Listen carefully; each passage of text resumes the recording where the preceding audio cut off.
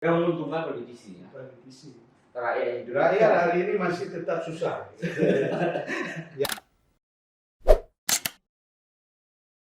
Assalamualaikum warahmatullahi wabarakatuh. Prokes tetap. Yeah. Prokes tetap. Jadi welcome back di channel Haba Baba Ali bersama Baba Ali, dan hari ini Baba Ali goes to kampus. Jadi sekarang hari ini saya pas ada di Unmuha, ya Unmuha Aceh, di ruangan Kepala LP 4M bersama Bapak Dr. Taufik Abdul Rahim. Assalamualaikum Pak. Waalaikumsalam. Apa kabar Pak? Saya buka ya. Iya, silakan. Ngobrol lebih enak kan? Alhamdulillah baik. Baik ya. Proses ngajar mengajar masih berjalan di masa pandemi ini. Hari ini apa kabar? Online kan? Hari ini masih kan online, masih libur ini. Masih libur. Masih libur. Nanti mungkin Februari mulai lagi. Oke, baik. Jadi apa yang akan kita bicarakan dengan Bapak Taufik? Beliau adalah selain seorang ekonom, juga seorang pengamat politik. Jadi kita akan membahas sedikit tentang apa yang telah disahkan KIP kemarin, tentang pemilu yang akan dilaksanakan di 2022 nantinya. Jadi sebagai pengamat politik, Pak, hari ini kan kita lihat kondisi kemarin hampir ragu karena ada undang-undang yang kita akan melakukan pemilu serentak di 2024. Jadi tapi karena ada kekhususan dan kita pemilihan kita di tahun 2017, jadi 5 tahunnya pas di tahun 2022. Gimana putusan KIP hari ini? Ya, terima kasih. Saya pikir itu kan kalau Pilkada Aceh 2022 itu sesuai dengan UPA. Oke. Dan juga Kanun nomor 12 tahun 2016. Bahwa Pilkada Aceh yang merupakan siklus pergantian eksekutif di Aceh dan beberapa daerah kabupaten kota itu memang semestinya 2022. Oke. Kemarin itu sedikit agak kisruh karena mungkin ini ada kelalaian KIP ya. Oke. Jadi kelalaian KIP itu mereka, saya nggak tahu apakah baru sadar atau baru terjaga atau baru bangun tidur ya. Tiba-tiba mereka Januari, sebenarnya ada beberapa FGD Desember, Januari mereka sibuk menentukan tahapan pilkada di Aceh. 1 April 2021 mulai tahapan awal. Ya, mulai mungkin dari proses pendaftaran atau proses lainnya lah, sehingga nanti pilkadanya 17 Februari 2022 dan harus selesai 1 April 2022. Nah, di samping itu ada persoalan bahwa ada revisi Undang-Undang Pemilu dan Pilkada di seluruh Indonesia yang saat minggu yang lalu masih dibicarakan oleh DPR RI. Karena akan dilakukan pemilihan umum secara serentak, pemilihan presiden, DPD, DPR RI, DPR provinsi dan DPRK itu menjadikan proses tahapan pilkada atau pelaksanaan pilkada di Aceh agak sedikit goyang. Karena mungkin kelalaian KIP juga. Nah, ternyata Sabtu yang lalu sudah menjadi undang-undang. Sudah menjadi undang-undang dia ya? Iya, sudah menjadi undang-undang pemilu yang direvisikan. Sehingga pelaksanaan Aceh pada 17 Februari 2022 itu akan terlaksana. Karena ada 101 daerah yang akan melakukan pilkada, 7 provinsi termasuk Aceh, Banten, DKI Jakarta, Bangka Belitung, ya, Sulawesi Barat, Gorontalo, Papua Barat. Jadi itu akan melaksanakan pilkada pergantian gubernur pada 2022. Jadi kontak dengan DKI, gitu. Kontak dengan Sulawesi Barat, ya. Dan kontak juga dengan Papua Barat. Jadi Papua Barat walaupun kan sedikit juga kisruh hampir sama dengan Aceh, meskipun mereka punya kekhususan seperti Aceh. Sudah Nah, oleh siap. karena itu sudah semakin sinkron. Apa persoalannya? Ada persoalan lain. Karena tahapan pilkada di Aceh sudah ditentukan, tapi anggarannya tidak ada. Jadi KIP hari ini transparansinya sudah sampai sejauh mana? Saya pikir dari dulu KIP itu nggak pernah transparan. Jadi tidak- orang-orang seperti Bapak lah, misalnya tokoh yang paham dari segi ekonom dan dari segi politik, Ya. bagaimana memberi saran? Selama ini kita hanya melalui media. Mereka tidak pernah melibatkan kita untuk Oke. melakukan FGD, sumbang saran, diskusi, itu mereka tidak pernah. Karena menganggap mungkin mereka sangat paham gitu kan. Oke, jadi tidak melibatkan elemen-elemen lainnya. Iya, ini persoalan tidak ada stakeholder seperti akademisi, tokoh Oke, adat, iya. tokoh masyarakat, tokoh Benar. agama, organisasi pendukung, organisasi mahasiswa, dan lain-lain sebagainya yang mungkin bisa memberikan saran pada KIP itu kalau bekerja untuk kepentingan masyarakat ya harus melibatkan stakeholder yang ada di tengah masyarakat. Benar-benar. Dan hari ini transparansi dari mereka itu belum malah tertutup sekali ya. Saya pikir itu mereka mungkin ada rahasia-rahasia tertentu. Ah. Karena juga menyangkut anggaran keuangan KIP itu Oke. untuk Pilkada 2022 ini Iya, 200 miliar lebih. 200 miliar. Iya, sebelumnya mereka juga kita nggak tahu LPJ-nya bagaimana, laporannya kemana. Karena mereka juga menikmati uang APBA.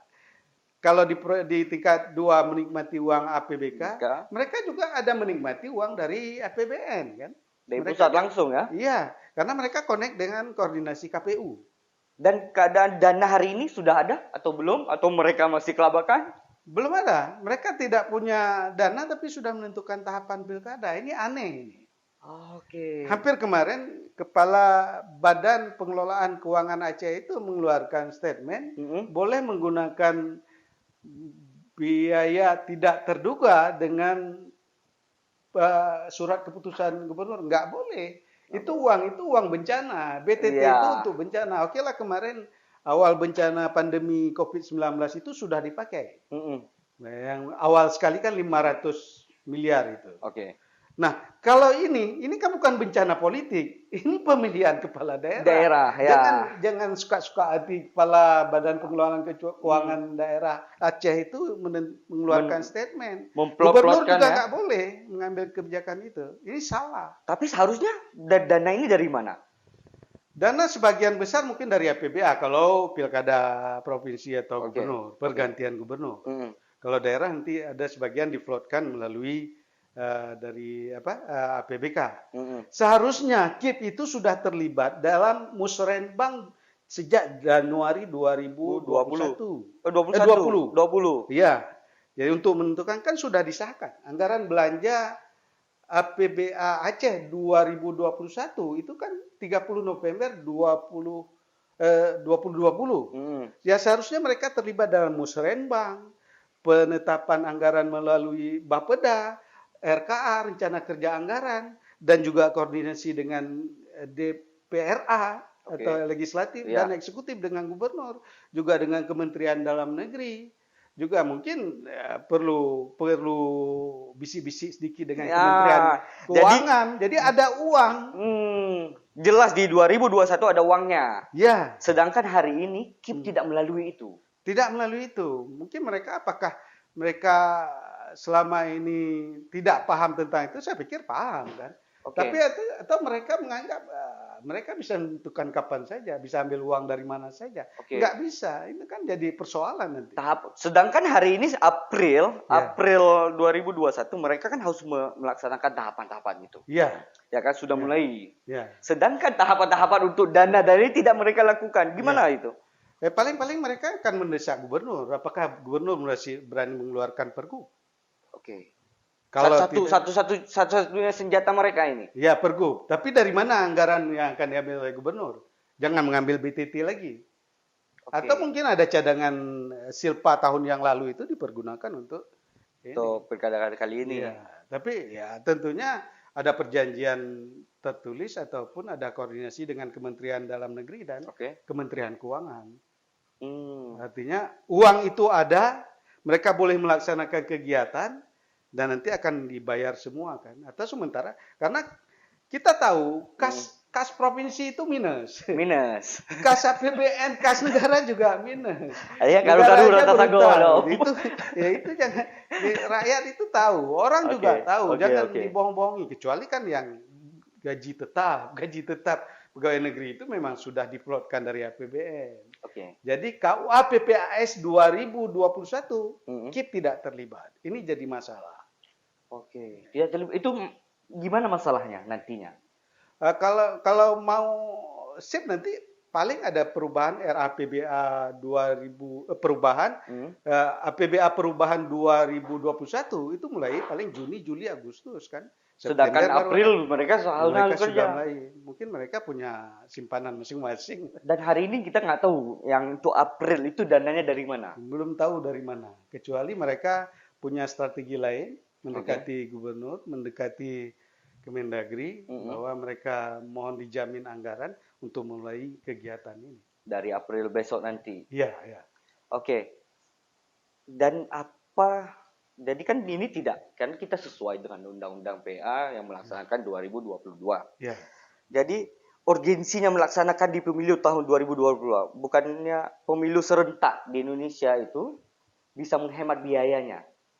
Mereka kan mungkin lagi memikirkan penghematan biaya ini. Mungkin nggak terpikir ke situ. Tapi memang ini tahapannya memang 2022. Tahapan untuk Indonesia atau Aceh untuk ya? Aceh 2022. Oke. Jadi konsistensi daripada UPA dan Kanun nomor 12 tahun 2016.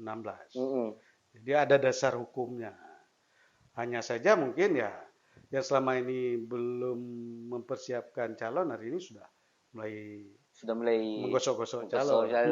Tawar-menawar. Iya. Kalau anggaran saya pikir mungkin lebih hemat seperti ini daripada nanti serentak 2024 karena terlalu besar dan tidak konsentrasi seperti yang lalu kan. Yang lalu kan itu DPR itu kan terpilih kita nggak tahu juga kompetensi leadershipnya juga nggak terjamin. Nggak teruji karena banyak kan. Ya. Jadi semua berkampanye waktu itu. Ya. Jadi atau nggak ada untung-untungan. payah kampanye juga. Ya itu. Betul karena orang harus menyoblos waktu itu 5 surat. Iya. 5 surat, ada presiden, DPD, ada DPR RI, tingkat 1, tingkat 2, DPR. Yang menguntungkan yang punya uang. Jadi money politik waktu itu main. Oke, waktu Jadi itu. sudah sebelum masuk bahkan sampai menjelang masuk ada yang wanti-wanti. Ini nomor ini ya gambarnya. Karena sudah tahu orang itu sudah diberikan uang gitu aja. Oke, politik di belakang itu ya. Iya. Jadi untuk kedepannya ini, sebelum kan persiapan mereka kan berapa bulan lagi nih? April 2 bulan lagi. Ya. Persiapan KIP yang harus mereka betul-betul perhatikan apa menurut Bapak? Kalau KIP saya pikir harus benar-benar menyaring calon yang benar kan. Apalagi untuk Aceh kan punya kekhususan. Calon dari Aceh juga perlu keterampilan dan kemampuan baca Al-Quran lagi. Jangan nanti baca Quran huruf Latin. Ini kan jadi masalah juga. Ya, kalau memang konsisten dengan syariat Islam harus bisa jadi imam, bisa jadi khatib kan. Oke. Dan itu terjadi sebelumnya pakai tulisan Latin itu? Ada. Ada terjadi deh. Cuman ada yang mencoba sorot dengan kamera diusir gitu. Oke. Jadi trik ya, waktu itu. Bisa online apa macam-macam. Tapi kalau tiap hari di Kedai Kopi, kapan perencanaan persis sama kasus tahapan ini kan tidak terpikirkan dengan baik, terencanakan dengan baik. Kerja-kerja KIP itu juga kerja-kerja perencanaan. Apalagi nanti 2022 ini masih Januari 2021. Mereka harus juga konsisten dengan sumpah dan janji mereka. Jangan sekedar hanya makan gaji ya. Gaji mereka juga dari rakyat. Mereka jangan sombong gitu. Tapi ada lembaga yang mengawasi mereka. Sampai saat ini saya pikir nggak ada lembaga khusus. Paling masyarakat sipil, aktivis, mahasiswa, pergerakan-pergerakan yang khusus memperhatikan pemilu dan pelaksana pemilu. Mereka ini sepertinya kurang pengawasan. Ya.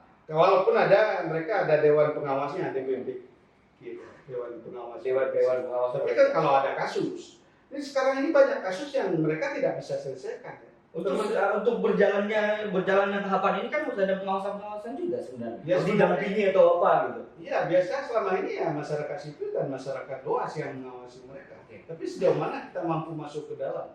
Apakah butuh lembaga untuk mengawasi itu? Seharusnya ada lembaga khusus. Tapi kalau terlalu banyak lembaga di negara ini juga banyak anggaran-anggaran. Anggaran lebihnya mungkin ya. Ya.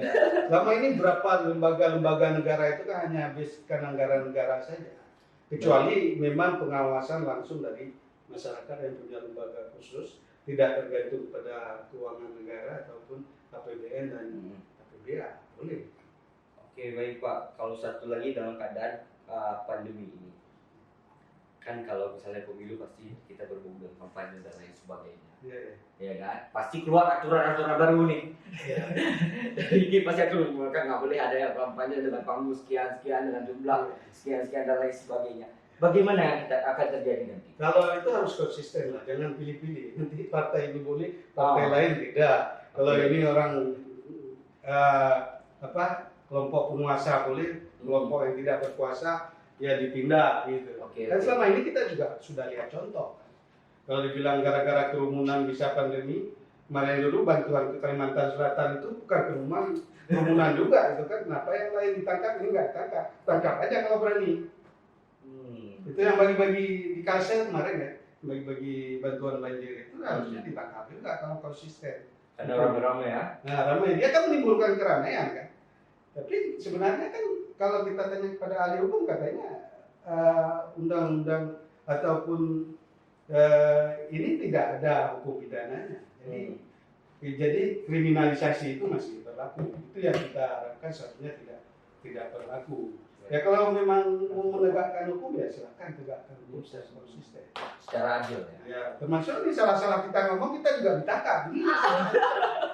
Tapi insya Allah kita bebas berpendapat itu bisa mencerdaskan banyak orang melalui channel YouTube ini mungkin dari karena masalah KIP ini kan masyarakat masih awam, masih awam sekali. Jadi mereka anggarannya dari mana ini ya. Gimana cara kita mengawas, kalau kita ingin mengkritik, kemana kita mengkritik. Iya. Saya anggap hari ini kritik itu sembrono juga. Oke. Jadi ugal-ugalan juga menentukan tahapan tapi uangnya nggak ada. Kalau kita tanya, silakan lanjutkan 1 April. Jadi ada nanti cengeng lagi, nangis lagi kan. Karena nggak bisa laksanakan, seharusnya sudah harus dilaksanakan. Kalau dia mengikuti gencet yang sudah mereka rencanakan itu. Seharusnya anggaran mereka itu harusnya sudah ada dari sejak kapan? Ya Januari ini sudah sama. Seharusnya mereka Januari sudah memegang lah. Sudah ada angkanya. Angkanya itu sudah jelas dari APBA. Tapi mereka tidak terlibat selama ini kan dalam penyusunan anggaran tahun 2020 yang disahkan 30 November 2020. APBA sudah disahkan walaupun timbul persoalan sana sini ya itu kan urusan lain lagi itu kan ada. Mungkin udah habis duitnya dibagi-bagi ke mahasiswa Pak. Itu bab lain. Mungkin anggaran habisnya ke situ. Anggaran Covid ya. Yang di akhir tahun cuci gudang gitu. Jadi laporannya nggak bisa diajukan apa. Semua spanduknya Desember. Spanduk Desember pelaksanaan Januari. Ini sejak mahasiswa udah diajarkan berbohong gitu. Ini kan nggak betul. Oke, nanti mungkin itu menarik juga kita berbicara tentang ntar di tema khusus lagi. Iya. Insyaallah. Jadi ya yang penting pengawasan kita terhadap KIP. Kalau misalnya kalau satu lembaga tidak ada pengawasannya juga dia akan menjadi liar. Ya. Setuju nggak Pak? Saya nggak tahu apakah mungkin KIP ada pengawasan khusus, tapi hari ini kita nggak tahu KIP itu ada diawasi oleh siapa. Apalagi tahapan-tahapan yang kasus-kasus sebelumnya juga tidak terselesaikan. Banyak kasus money politik, pelanggaran pemilu, pelanggaran kampanye, pelanggaran pemasangan spanduk, pemasangan baliho, itu nggak ada yang akhirnya kan ya untung-untungan lah para politisi yang bisa menguntungkan politisi. Rakyat hari ini masih tetap susah. Ya miskin bertambah kan, yang menganggur juga bertambah, lapangan kerja tidak terbuka. Oke. Ya pemerintah harus konsentrasi kepada rakyat. Nah kita berharap untuk yang akan datang pemimpin yang terpilih yang memang punya kompetensi leadership yang sangat mumpuni mengurus rakyat Aceh secara keseluruhan. Baik, terakhir Pak, saran untuk masyarakat untuk menghadapi pemilu nanti dan kepada kita. Rakyat saya pikir harus kita cerdaskan terus. Kita terus memberikan pemahaman, pendidikan politik mungkin ya ini mungkin ada vlog khusus ya bagi apakah nanti mahasiswa terlibat mengajarkan masyarakat jangan salah pilih, maunya yang seperti ini orangnya, untuk daerah ini seperti ini orangnya, untuk Aceh khusus seperti ini orang. Itu kan ada yang terlibat ikut mencerdaskan rakyat. Nah untuk KIP, saya pikir ini tanggung jawab dengan sesuka hati ya. Jadi karena kita tahu juga KIP hari ini punya backing masing-masing partai politik. Oke. Baik, terima kasih Pak. Kita sudah disambut baik juga di kampus. Iya. Kalau di sini kan ruang akademiknya agak bebas sedikit. Ya, kalau untuk Pak Umum nanti ada kiri kanan yang lihat lain cerita. Kemarin saya yang omnya itu agak lihat sedikit, maka di sana saya pakai masker sekarang. Oke. Terima kasih Pak. Kita sudah disambut di kampus dan terima kasih kepada Ryan dan juga si Seng. Ya sudah. Teman diskusi saya. Iya, teman-teman diskusi dari Unmoha. Masyarakat harus cerdas memilih dan pemimpin jangan membodohi masyarakat. Saya tutup. Jangan lupa like, share, dan subscribe. Wabillahi taufiq wal hidayah. Wassalamualaikum warahmatullahi wabarakatuh. Waalaikumsalam.